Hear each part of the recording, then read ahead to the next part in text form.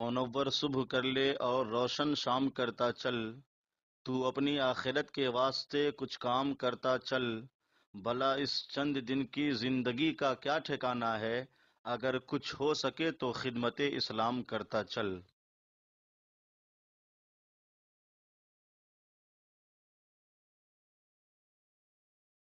10ویں پارے کا 7واں رکوع سورۃ التوبہ کی ابتدا ہے۔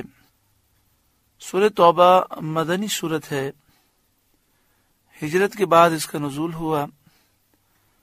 قرآن پاک کی ترتیب کے اعتبار سے اس کا نمبر 9 ہے اور قرآن پاک نازل ہونے کے اعتبار سے اس کا نمبر 113 ہے۔ اس میں 129 آیات ہیں اور 16 رکوع ہیں۔ بعض علماء کے نزدیک لقد جاءکم رسول من انفسکم سے لے کر آخر تک، یعنی آخری 2 آیتیں 128 اور 129، یہ بعض علماء کے نزدیک یہ مکی آیتیں ہیں، ہجرت سے پہلے ان کا نزول ہوا۔ اس سورت کے 10 نام ہیں، ان میں سے توبہ اور براءت 2 نام مشہور ہیں۔ اس سورت کے شروع میں بسم اللہ نہیں لکھی گئی۔ اس کی اصل وجہ یہ ہے کہ جبریل علیہ السلام اس سورت کے ساتھ بسم اللہ لے کر نازل ہی نہیں ہوئے تھے، اور نبی کریم صلی اللہ علیہ وآلہ وسلم نے بسم اللہ لکھنے کا حکم نہیں فرمایا۔ حضرت علی مرتضی رضی اللہ تعالی عنہ سے مروی ہے کہ بسم اللہ امان ہے، اور یہ سورت تلوار کے ساتھ امن اٹھا دینے کے لیے نازل ہوئی، اس لیے اس کے شروع میں بسم اللہ نہیں لکھی گئی اور نہ پڑھی جاتی ہے۔ بخاری نے حضرت برا سے روایت کیا کہ قرآن کریم کی صورتوں میں سب سے آخر یہی صورت نازل ہوئی۔ وہ کہ مشہور تو یہ ہے کہ اس کا نزول کے اعتبار سے نمبر 113 ہے، لیکن حضرت برا یہ فرماتے ہیں کہ اس کا نزول کے اعتبار سے نمبر 114 ہے۔ براءۃ من اللہ ورسولہ الی الذین عاہدتم من المشرکین، بیزاری کا حکم سنانا ہے اللہ اور اس کے رسول کی طرف سے ان مشرکوں کو جن سے تمہارا معاہدہ تھا اور وہ قائم نہ رہے۔ مشرکین عرب اور مسلمانوں کے درمیان معاہدہ تھا، ان میں سے چند قبیلوں کے سوا سب نے معاہدہ توڑ دیا، عہد شکنی کی۔ جن لوگوں نے عہد توڑ دیا ان کا عہد ساقط کر دیا گیا، اور حکم دیا گیا کہ 4 مہینے وہ امن کے ساتھ جہاں چاہیں گزاریں، ان سے کوئی تعارض نہ کیا جائے گا۔ اس عرصے میں انہیں موقع ہے کہ خوب سوچ سمجھ لیں کہ ان کے لیے کیا بہتر ہے، اور اپنی احتیاطیں کر لیں، اور جان لیں کہ اس مدت کے بعد اسلام منظور کرنا ہوگا یا قتل۔ یہ سورت سن 9 ہجری میں فتح مکہ سے 1 سال بعد نازل ہوئی۔ مکہ شریف فتح ہوا 8 ہجری میں، اور یہ سورت 1 سال کے بعد نازل ہوئی۔ رسول کریم صلی اللہ علیہ وآلہ وسلم نے اس سن میں حضرت ابو بکر صدیق رضی اللہ تعالی عنہ کو امیر حج مقرر فرمایا تھا۔ چونکہ حج فرض ہوا 9 ہجری میں، تو نبی اکرم صلی اللہ علیہ وآلہ وسلم نے حج کے لیے قافلہ روانہ فرمایا اور امیر حج حضرت ابو بکر صدیق رضی اللہ تعالی عنہ کو مقرر فرمایا۔ پھر ان کے بعد حضرت علی رضی اللہ تعالیٰ عنہ کو حجاج کے مجمع میں یہ سورت سنانے کے لیے پیارے آقا صلی اللہ علیہ وآلہ وسلم نے بھیجا۔ اس وقت فتح مکہ کے باوجود حج میں مسلمان بھی تھے اور کافر مشرک بھی تھے، چنانچہ حضرت علی رضی اللہ تعالیٰ عنہ نے 10 ذی الحجہ کو جمرہ عقبہ کے پاس کھڑے ہو کر ندا کی۔ 10 ذی الحجہ کو جو حاجی صاحبان ہوتے ہیں یہ مزدلفہ میں رات گزار کر پھر مزدلفہ میں فجر کی نماز پڑھ کر وہ 10 ذی الحجہ کو منی آتے ہیں، اور جمرہ عقبہ سے مراد ہے بڑا شیطان، جسے ہمارے عرف میں بڑا شیطان کہتے ہیں۔ وہاں پر آ کر 7 کنکریاں بڑے شیطان کو مارتے ہیں۔ پھر اس کے بعد حج تمتع کرنے والے، حج قران کرنے والے، ان پر قربانی واجب ہے، وہ قربانی کرتے ہیں، اور حج افراد کرنے والے پر قربانی واجب تو نہیں لیکن کر لے تو مستحب ہے۔ اس کے بعد وہ اپنے بال کٹواتے ہیں، احرام اتار دیتے ہیں، اور پھر طواف زیارت کے لیے مکہ شریف جاتے ہیں۔ طواف زیارت کرنے کے بعد وہ پھر منی آتے ہیں اور 11-12 کی رمی کرتے ہیں، منی میں قیام کرتے ہیں۔ 11 کو اور 12 کو زوال کے بعد رمی کرنے کا وقت شروع ہوتا ہے۔ 11 اور 12 کو تینوں شیطانوں کو 7 کنکریاں ماری جاتی ہیں۔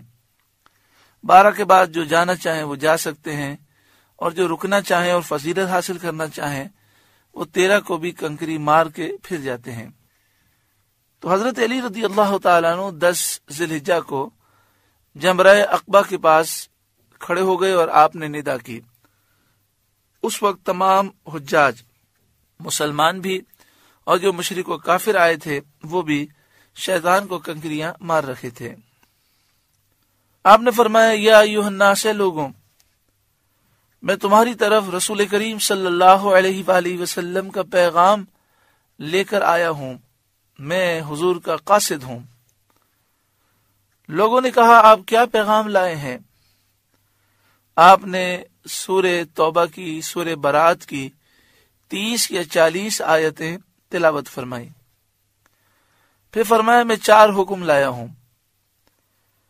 اس سال کے بعد کوئی مشرک کافر کعبہ معظمہ کے پاس نہ آئے، کوئی شخص ننگا ہو کر، برہنہ ہو کر کعبہ معظمہ کا طواف نہ کرے، جنت میں مومن کے سوا کوئی داخل نہ ہوگا۔ جس کا رسول کریم صلی اللہ علیہ وآلہ وسلم کے ساتھ عہد ہے اور اس نے عہد شکنی نہیں کی، وہ عہد اپنی مدت تک رہے گا، اور جس کی مدت معین نہیں اس کی میعاد 4 ماہ پر پوری ہو جائے گی، اور جس نے عہد شکنی کر دی اس کو بھی 4 مہینے کی مہلت ہے۔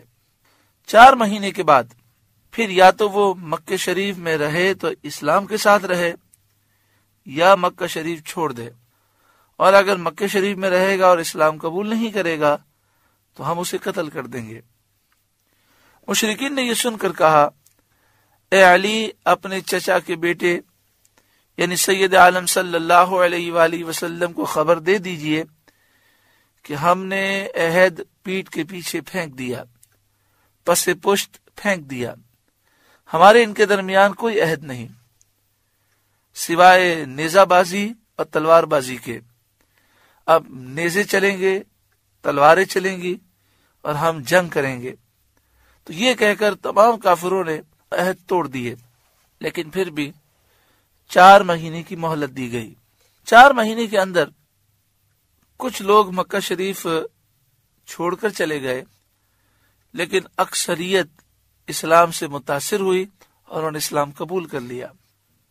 اس واقعے میں حضرت صدیق اکبر رضی اللہ تعالیٰ عنہ کی خلافت کی طرف ایک باریک اشارہ ہے، ایک لطیف اشارہ ہے کہ حضور صلی اللہ علیہ وآلہ وسلم نے حضرت ابوبکر صدیق رضی اللہ تعالیٰ عنہ کو تو امیر حج بنایا، امام الحج بنایا، اور حضرت علی رضی اللہ تعالیٰ عنہ کو ان کے پیچھے سورہ برات پڑھنے کے لیے بھیجا۔ تو حضرت ابوبکر صدیق امام ہوئے اور حضرت علی مقتدی۔ اس سے حضرت ابوبکر صدیق رضی اللہ تعالیٰ عنہ کی تقدیم حضرت علی رضی اللہ تعالیٰ عنہ پر ثابت ہوئی۔ براءۃ من اللہ ورسولہ الی الذین عاہدتم من المشرکین، بیزاری کا حکم سنانا ہے اللہ اور اس کے رسول کی طرف سے ان مشرکوں کو جن سے تمہارا معاہدہ تھا اور وہ معاہدے پر قائم نہ رہے۔ فسیحوا فی الارض 4 اشہر، تو 4 مہینے زمین میں چلو پھرو۔ پھر ذہن میں رکھیے گا کہ نبی اکرم صلی اللہ علیہ وآلہ وسلم کا یہ پیغام لے کر حضرت علی نے اعلان فرمایا 10 ذی الحجہ کو، اب 4 مہینے کب پورے ہوں گے؟ محرم، صفر، ربیع الاول، ربیع الثانی۔ ربیع الثانی کی 11 تاریخ، 11 ربیع الثانی کو یہ 4 مہینے پورے ہوں گے۔ یعنی جیسے ہی 11 ربیع الثانی آئی تو ان کا وقت پورا ہو گیا۔ اور یہ سن کون سا تھا؟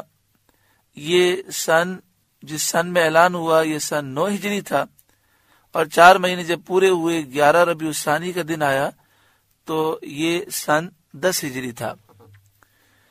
دوسری بات یہ 4 مہینے جن کے لیے 4 مہینے مہلت تھی، اس سے مراد وہ لوگ ہیں جنہوں نے معاہدہ توڑ دیا اور عہد شکنی کی، اور وہ لوگ ہیں کہ جن کے معاہدے کی کوئی میعاد نہ تھی۔ لیکن جن کے معاہدے کی میعاد تھی اور جنہوں نے معاہدہ نہ توڑا، ان کے لیے یہ حکم تھا کہ جب تک معاہدہ باقی ہے ان کو مکہ شریف میں رہنے کی اجازت ہے۔ وَاعْلَمُوا أَنَّكُمْ غَيْرُ مُعْجِزِ اللَّهِ، اور جان رکھو کہ تم اللہ کو تھکا نہیں سکتے اور اس مہلت کے باوجود اس کی گرفت سے بچ نہیں سکتے۔ وَأَنَّ اللَّهَ مُخْزِي الْكَافِرِينَ، اور یہ کہ اللہ کافروں کو رسوا کرنے والا ہے، دنیا میں قتل کے ذریعے اور آخرت میں عذاب کے ساتھ رسوا فرماتا ہے۔ وَأَذَانٌ مِّنَ اللَّهِ وَرَسُولِهِ إِلَى النَّاسِ، اور منادا پکار دینا ہے اللہ اور اس کے رسول کی طرف سے سب لوگوں میں۔ وَأَذَان اعلان، وَأَذَانٌ مِّنَ اللَّهِ وَرَسُولِهِ اللہ اور اس کے رسول کی طرف سے اعلان ہے، إِلَى النَّاسِ لوگوں کی طرف، سب لوگوں میں، یوم الحج الاکبر بڑے حج کے دن۔ یہاں بڑے حج کے دن سے مراد یہ ہے کہ زمانہ جاہلیت میں، اس زمانے میں بلکہ صحابہ کرام کے دور میں بھی یہ معمول تھا کہ عمرے کو حج اصغر کہتے اور جو حج تھا اسے حج اکبر کہتے۔ جو عمرہ کرنے آئے یا حج کرنے آئے اسے حاجی کہتے۔ آج بھی آپ مکہ شریف، مدینہ شریف میں جا کر دیکھیں تو آپ عمرہ کرنے جائیں پھر بھی وہاں کے لوگ آپ کو حاجی کہتے ہیں۔ تو عمرے کو وہ لوگ حج اصغر کہتے اور حج کو حج اکبر کہتے۔ ہاں یہ ضرور ہے کہ جمعے کے دن اگر حج ہو جائے، 9 ذی الحجہ یوم عرفہ جمعے کا دن آ جائے، تو لوگ ہمارے عرف میں اسے بڑا حج کہتے ہیں، حج اکبر کہتے ہیں۔ اس حج کو حج اکبر کہنے کی وجہ یہ ہے کہ نبی اکرم صلی اللہ علیہ وآلہ وسلم نے جب حج فرمایا تو 9 ذی الحجہ یوم عرفہ جمعے کو ہوا، تو اس لیے مسلمان اس حج کو جو جمعے کے دن ہو، حج وداع جو سرکار نے حج فرمایا آخری، اس کی یاد میں اسے حج اکبر کہتے ہیں۔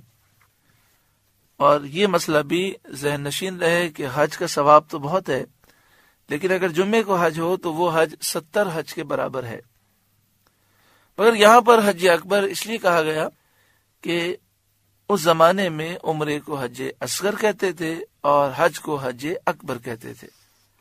یوم الحج الاکبر بڑے حج کے دن، ان اللہ بریء من المشرکین ورسولہ، کہ اللہ بیزار ہے مشرکوں سے اور اللہ کے رسول بیزار ہے مشرکوں سے۔ فَإِن تُبْتُمْ، تو اگر تم توبہ کرو، غداری سے توبہ کرو اور کفر سے توبہ کرو، فَهُوَ خَيْرٌ لَكُمْ، تو تمہارا بھلا ہے۔ وَإِن تَوَلَّيْتُمْ، اور اگر تم منہ پھیرو، ایمان لانے سے منہ پھیرو اور توبہ کرنے سے منہ پھیرو، فَاعْلَمُوا، خوب جان لو، أَنَّكُمْ غَيْرُ مُعْجِزِ اللَّهِ، تم اللہ کو نہ تھکا سکو گے۔ یہ بہت بڑی وعید ہے، اور اس میں یہ اعلان کیا گیا کہ اللہ تعالی عذاب نازل کرنے پر قادر ہے۔ وَبَشِّرِ الَّذِينَ كَفَرُوا بِعَذَابٍ أَلِيمٍ، اور کافروں کو خوشخبری سناؤ دردناک عذاب کی۔ إِلَّا الَّذِينَ عَاهَدتُّم مِّنَ الْمُشْرِكِينَ، مگر وہ مشرک جن سے تمہارا معاہدہ تھا۔ ثُمَّ لَمْ يَنْقُصُوكُمْ شَيْئًا، پھر انہوں نے تمہارے عہد میں کچھ کمی نہ کی اور معاہدے کو اس کی شرطوں کے ساتھ پورا کیا۔ یہ قبیلہ بنی دمرہ تھے جو بنی کنانہ کی ایک شاخ ہے، ایک قبیلہ ہے، اور ان کی مدت کے 9 مہینے باقی رہے تھے۔ وَلَمْ يُظَاهِرُوا عَلَيْكُمْ أَحَدًا، اور تمہارے مقابل کسی کو مدد نہ دی۔ فَأَتِمُّوا إِلَيْهِمْ عَهْدَهُمْ إِلَى مُدَّتِهِمْ، تو ان کا عہد ٹھہری ہوئی مدت تک پورا کرو۔ إِنَّ اللَّهَ يُحِبُّ الْمُتَّقِينَ، بے شک اللہ پرہیزگاروں کو دوست رکھتا ہے۔ یعنی یہ بھی پرہیزگاری کا تقاضا ہے کہ ہم نے جس سے معاہدہ کیا اس معاہدے کو پورا کریں۔ تو اس قبیلے نے معاہدہ کیا اور وہ اس معاہدے پر قائم ہے، اور اس کی میعاد 9 مہینے باقی ہے، تو فرمایا 9 مہینے تک ان کے لیے مہلت دو۔ فَإِذَا انسَلَخَ الْأَشْهُرُ الْحُرُمُ، پھر جب حرمت والے مہینے نکل جائیں، یعنی جن کے لیے 4 مہینے مہلت ہے ان کے لیے 4 مہینے کی مہلت ختم ہو جائے، جن کا معاہدہ باقی ہے اور کچھ مہینے باقی ہیں جیسے قبیلہ بنی دمرہ کے لوگ کہ 9 مہینے باقی ہیں، وہ 9 مہینے پورے ہو جائیں، پھر بھی مکے سے جانے کے لیے تیار نہ ہو اور اسلام بھی قبول نہ کریں، تو پھر انہیں قتل کر دو۔ فَاقْتُلُوا الْمُشْرِكِينَ، تو مشرکوں کو مارو جنہوں نے عہد شکنی کی۔ حَيْثُ وَجَدْتُمُوهُمْ، جہاں پاؤ، چاہے ہیل میں پاؤ چاہے حرم میں، کسی وقت کسی جگہ کی تخصیص نہیں۔ وَخُذُوهُمْ، اور انہیں پکڑو، وَاحْصُرُوهُمْ، اور قید کرو، وَاقْعُدُوا لَهُمْ كُلَّ مَرْصَدٍ، اور ہر جگہ ان کی طاق میں بیٹھو۔ تو یہاں ان لوگوں کا ذکر کیا گیا کہ جنہوں نے عہد شکنی کی انہیں 4 مہینے کی مہلت دی گئی، 4 مہینے گزر جائیں اور یہ اسلام بھی قبول نہ کرے اور مکہ شریف بھی نہ چھوڑیں تو انہیں قتل کر دیا جائے۔ وَقُعُدُوا لَهُمْ كُلَّ مَرْصَدٍ، ہر جگہ ان کی طاق میں بیٹھو، یعنی ان کی تلاش میں بیٹھو، جہاں ملیں انہیں قتل کر دو۔ فَإِن تَابُوا، پھر اگر وہ توبہ کریں، شرک اور کفر سے توبہ کریں اور ایمان قبول کریں، وَأَقَامُوا الصَّلَاةَ، اور نماز قائم رکھیں، وَآتَوُا الزَّكَاةَ، اور زکوٰۃ دیں، فَخَلُّوا سَبِيلَهُمْ، تو ان کا راستہ چھوڑ دو، یعنی انہیں قید سے رہا کر دو اور ان سے کوئی تعرض نہ کرو اگر یہ مومن ہو جائیں، نماز قائم کریں، زکوٰۃ دیں۔ ان اللہ غفور الرحیم، بے شک اللہ بخشنے والا مہربان ہے۔ وَإِنْ أَحَدٌ مِّنَ الْمُشْرِكِينَ اسْتَجَارَكَ، اور اے محبوب اگر کوئی مشرک آپ سے پناہ مانگے مہلت کے مہینے گزرنے کے بعد، اور وہ کہے کہ میں توحید کے مسائل سیکھنا چاہتا ہوں، قرآن پاک سننا چاہتا ہوں جس کی آپ دعوت دیتے ہیں، میں سمجھنا چاہتا ہوں، فَأَجِرْهُ، تو اسے پناہ دو، حَتَّى يَسْمَعَ كَلَامَ اللَّهِ، یہاں تک کہ وہ اللہ کا کلام سنے، ثُمَّ أَبْلِغْهُ مَأْمَنًا، پھر وہ مہلت پوری ہو جائے اور پھر بھی وہ ایمان نہ لائے تو اسے قتل نہ کرو، پھر اسے اس کی امن کی جگہ پہنچا دو۔ یعنی اگر ایمان نہ لائے تو وقت پورا ہونے پر اسے امن کی جگہ پہنچا دو۔ اس سے ثابت ہوا کہ مستامن کو ایذا نہ دی جائے گی۔ جو ہم سے امن طلب کر کے ویزا لے کر ہمارے ملک میں آیا، چاہے وہ کافر ہے، ہم اسے تکلیف نہ دیں گے، اور مدت گزرنے کے بعد اس کو دارالاسلام میں رہنے کا حق بھی حاصل نہ ہوگا۔ یعنی وہ 1 مہینے کے ویزے پر آیا، امن کو طلب کر کے، مستامن ہے، مستامن مانے امن طلب کرنے والا، تو 1 مہینہ گزر جائے گا تو پھر ہم اسے کہیں گے کہ اب آپ ہمارا ملک چھوڑ دیں۔ اسی طرح یہاں پر مسئلہ ہے کہ 4 مہینے کی مہلت تھی، اب 4 مہینے کی مہلت ختم ہوئی تو ہم نے کہا اسلام قبول کیا کہ نہیں؟ انہوں نے کہا ہم نے اسلام تو قبول نہیں کیا لیکن ہم سمجھنا چاہتے ہیں، تو انہیں تم اپنے پاس پناہ دو گے، اچھا کھانا دو گے، اچھے اخلاق سے پیش آؤ گے، قرآن پاک سمجھاؤ گے۔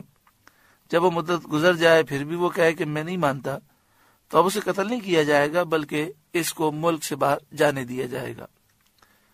ذالک بانہم قوم لا یعلمون، یہ اس لیے کہ وہ نادان لوگ ہیں، اسلام کی حقیقت کو نہیں جانتے، تو انہیں امن دینا، وقت دینا حکمت کے مطابق ہے تاکہ اللہ کے کلام کو سنیں اور سمجھیں۔ سورہ توبہ کا پہلا رکوع مکمل ہوا۔ یہاں پر ایک چیز کی وضاحت بہت ضروری ہے۔ لوگوں کے ذہنوں میں سوال پیدا ہوتا ہے کہ ہم تو یہ سمجھتے ہیں کہ اسلام کافروں کو ان کے دین پر باقی رہنے دیتا ہے۔ اگر کسی ملک میں کافر ہوں، مسلمان ملک میں کافر ہوں، اور وہ مسلمانوں سے معاہدہ کر لیں، وہ کہیں ہم آپ کو جزیہ دیں گے، وہ ذمہ بن جائیں، تو انہیں کافر رہنے کی گویا کہ ایک طرح سے اجازت ہو جاتی ہے۔ یہ لوگ سوال کرتے ہیں، وہ اپنے عبادت خانوں میں عبادت کر سکتے ہیں، اپنے دین پر قائم رہ سکتے ہیں، انہیں قتل نہیں کیا جاتا۔ لیکن یہاں تو یہ ہے کہ مکہ شریف میں 4 مہینے گزر گئے تو فرمایا گیا کہ 4 مہینے کے بعد جو مکے میں موجود ہے یا تو ملک چھوڑ دے۔ اگر ملک نہیں چھوڑے گا، 4 مہینے سے پہلے ملک نہیں چھوڑا اور 4 مہینے کے بعد پایا گیا تو اسلام قبول کر لے۔ اگر اس نے اسلام قبول نہیں کیا تو اسے قتل کر دیا جائے گا۔ اور باقاعدہ الفاظ ہیں فَقْتُلُوا الْمُشْرِكِينَ حَيْثُ وَجَدْتُمُوهُمْ، تو مشرکوں کو مارو جہاں پاؤ، وَخُذُوهُمْ، اور انہیں پکڑو، وَاحْصُرُوهُمْ، اور انہیں قید کرو، وَقُعُدُوا لَهُمْ كُلَّ مَرْصَدٍ، اور ہر جگہ ان کی طاق میں بیٹھو۔ تو اس کا مطلب کیا ہے؟ مسئلہ یہ ہے کہ مکہ شریف میں جو لوگ تھے جو ایمان نہیں لائے وہ باغی تھے۔ انہوں نے اسلام کے خلاف علم بغاوت بلند کیا ہوا تھا۔ دنیا بھر کا قاعدہ یہ ہے کہ کسی ملک میں بھی باغیوں کو مہلت نہیں دی جاتی۔ کسی ملک میں یہ نہیں کہا جاتا کہ آپ باغی ہیں تو ہمارا ملک چھوڑ دیں، 4 مہینے کے اندر اندر سوچ لیں، یا 4 مہینے میں آپ توبہ کر لیں کہ اب میں بغاوت نہیں کروں گا۔ یہ تو اسلام کا بہت زیادہ، اسلام کی وسیع نظری ہے اور وسعت ہے، وسعت قلبی ہے مسلمانوں کی، کہ انہوں نے اس کے باوجود اس قدر انہیں رعایت دی۔ اللہ تبارک و تعالی کا حکم نازل ہوا، نبی اکرم صلی اللہ علیہ وآلہ وسلم نے اسی حکم کے مطابق فیصلہ سنایا کہ جنہوں نے بغاوت کی ہے اسلام کے خلاف، جنہوں نے مکے میں رہ کر مسلمانوں کو قتل کیا ہے، یہ قاتل ہیں، ظالم ہیں، ان کی سزا تو موت ہے، لیکن انہیں مہلت دی گئی۔ پہلے تو مکہ شریف فتح ہوا، اس وقت سے مہلت دی گئی۔ 8 ذی الحجہ کو مکہ شریف فتح ہوا، 8 سے 9 ذی الحجہ 1 سال ہوا۔ پھر مزید 4 مہینے کی مہلت دی گئی، ذی الحجہ کے مہینے سے اعلان کیا گیا، اور ان باغیوں کو یہ کہا گیا کہ اگر ملک چھوڑنا چاہتے تو چھوڑ دو، اور ملک میں ہی رہنا ہے تو اعلان کر دو کہ ہم بغاوت سے توبہ کرتے ہیں، اسلام لاتے ہیں۔ مجھے بتائیے یہ اسلام کی کتنی وسعت نظری ہے۔ کیا دنیا میں آپ نے کسی ملک کو دیکھا کہ جس میں باغی رہتے ہوں اور باغیوں کو پہلے 1 سال کی مہلت دی جائے اور پھر اس کے بعد 4 مہینے کی مہلت دی جائے کہ ملک سے جانا ہے تو چلے جاؤ، اور ملک میں رہنا ہے تو بس اتنا اعلان کر دو کہ ہم بغاوت سے اعلان کرتے ہیں؟ اب یہ کیسے پتہ چلے کہ یہ بغاوت سے اعلان کر رہے ہیں کہ اب ہم بغاوت نہیں کریں گے؟